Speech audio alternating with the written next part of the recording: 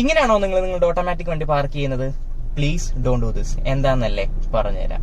ഇതുപോലെ നമ്മൾ ഓട്ടോമാറ്റിക്കലി വണ്ടികൾ പാർക്ക് ചെയ്താലുള്ള പ്രശ്നം എന്താണെന്ന് വെച്ച് കഴിഞ്ഞാൽ നേരെ നിർത്തിയിട്ട് നേരെ അങ്ങ് പീ കൊണ്ടിട്ടിട്ട് ഹാൻഡ് ബ്രേക്ക് വലിച്ചു നോക്കും. എസ്പെഷ്യലി നിങ്ങൾ ഹിൽസിലും സ്ലോപ്പിലൊക്കെ ആണെങ്കിൽ നമ്മളുടെ വണ്ടികളുടെ ഫുൾ ലോഡ് പോകുന്നത് പാർക്കിംഗ് പോൾ അല്ലെങ്കിൽ പാർക്കിംഗ് പിന്നിലോട്ടാണ്. ഇത് ഇവൻച്വലി നമ്മുടെ ട്രാൻസ്മിഷനെ ഡാമേജസ് വരുത്താൻ ചാൻസ് ഉണ്ട്. സോ എങ്ങനെ കറക്റ്റായിട്ട് നമ്മുടെ ഓട്ടോമാറ്റിക്കലി വണ്ടി പാർക്ക് ചെയ്യാന്നല്ലേ നമുക്ക് നോക്കാം. ഇതുപോലെ നേരെ പീ കൊണ്ടിടാതെ നമ്മളിപ്പോൾ ഡ്രൈവിൽ വല്ലതായിരിക്കുമല്ലോ, ന്യൂട്രലിലോട്ട് ഇടുക, ദെൻ ഹാൻഡ് ബ്രേക്ക്. ഇപ്പോൾ നമ്മൾ ഹാൻഡ് ബ്രേക്കിലാണ് മൊത്തം ലോഡ് വണ്ടിയിട്ട് കൊടുത്തേക്കുന്നത്. അത് കഴിഞ്ഞിട്ട് പീലോട്ട് ഇടുക.